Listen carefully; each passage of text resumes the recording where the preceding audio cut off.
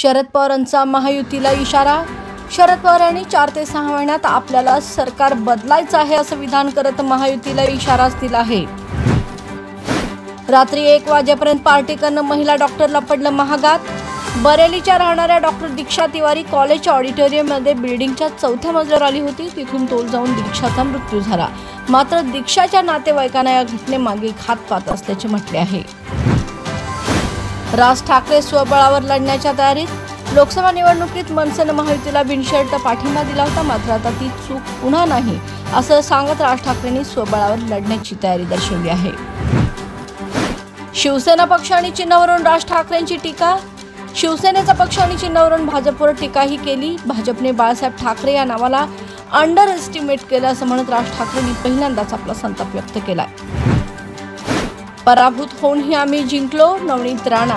लोकसभा निवडणुकीतील पराभवानंतर आता नवनीत राणा यांनी पराभूत होऊन आम्ही जिंकलो आहोत, कारण आमचे नरेंद्र मोदी पंतप्रधान झाले आहेत असं वक्तव्य केलं आहे।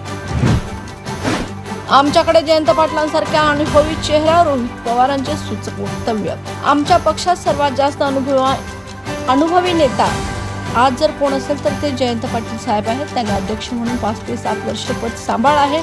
हे नक्की सक्षम पद्धतीने काम करू शकतात असं सूचक विधान आमदार रोहित पवारांनी केले।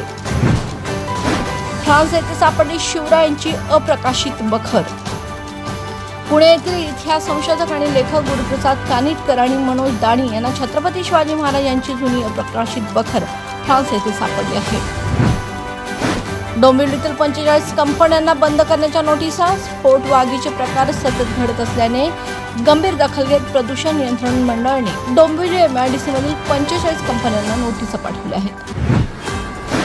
मराठा आंदोलनाच्या नावाखाली 100 कोटी उकळण्याचा संशय। मराठा आंदोलनाच्या नावाखाली तब्बल 100 कोटी उकळल्याचा संशय मनोज जरांगेने व्यक्त केला आहे। याच मुद्द्यावरून मनोज जरांगेने थेट शंभूराज देसाईंकडे चौकशीची मागणी केली आहे। आणि हनुमान चालीसा पठण प्रकरणावरून आमदार रवी राणा यांना कोर्टाने फटकारले।